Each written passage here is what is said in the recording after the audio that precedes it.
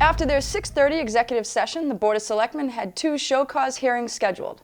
Sky Restaurant was in violation of serving alcohol to a person under the age of 21. This was a result of a sting operation by the Norwood Police Department. Sky Restaurant received a verbal warning. The second hearing was continued for 1 week due to the party not having legal representation present for the hearing. Later in the meeting, Selectman Plasko and Selectman Hajar had a disagreement over the drafted PBCC bylaw. Plasko felt that the bylaw should not be voted on right away and that all parties involved should have time to review the document. Hajar explained that all parties have had extensive say in the wording of the document. I'm a little puzzled by when you say the schools could pull out. I mean, I don't know how they would pull out. They've signed an agreement, both parties would have to agree to pull out, and if you're going to hold that against it, it could be next year or 5 years. So I'm not sure that that's, to say that is not sure footing. The way the agreement is both parties have to agree to it. I don't have the agreement in front of me to fight over words, but my understanding was it was agreement to give it a try. No. And move forward.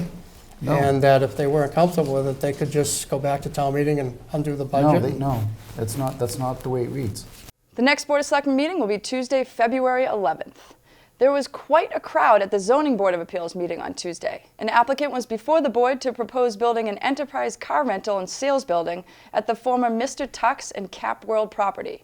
Many residents in the immediate area attended to hear the proposed plan and voice their concerns. After lengthy discussion, the board approved the project with stipulations that there would be no access from Neponset Street, all lighting would be turned off by 8:30, and they will replace a fence. The school committee met in their regularly scheduled room. After a donation presentation from the Christmas Holiday Concert Committee, the meeting moved to budget discussion.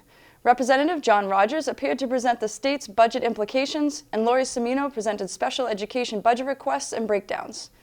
Business manager Karen Sheridan presented the FY21 preliminary budget breakdown to the committee that included percentages of money allocations, including over 70% to instructional services.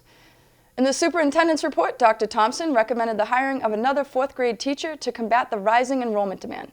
Discussion then ensued on where the money should be taken from to fund this request. It just came to mind. Only one thing that I can think of that you could do is take some more of your bus fees revolving. Oh, that's true. There's still money left in that. Right. Yeah. So you offset someplace else with a revolving and you're for $20,000. I mean, we did up that, you'll see in the budget, but how much was it again that you just said? The total that you're requesting right now? 20,000. About 20,500. Yeah, so if you want to do a transfer or something like that. Okay. The committee voted in favor of hiring an additional teacher. The school committee's next meeting will be February 26th. Wednesday night, the Conservation Commission met and covered a number of agenda items during their 2.5-hour meeting.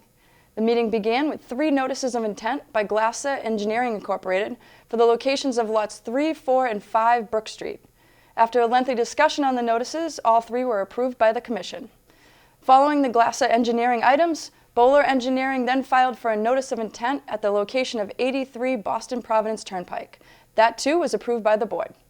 The meeting ended with the treasurer and conservation agents' reports. The next Conservation Commission meeting will be February 19th. Thursday night, the Permanent Building Construction Committee met to present a few construction updates going on around town. The first update of the night was the Town Hall elevator project. Following the very brief discussion on the elevator, the committee gave an update on the chapel project and the proper ventilation needed for the boilers. The last update of the night was on the high school roofing. The next meeting for the PBCC will be on February 20th. For complete government coverage, tune into the NCM Government channel or watch us on demand at norwoodcommunitymedia.org.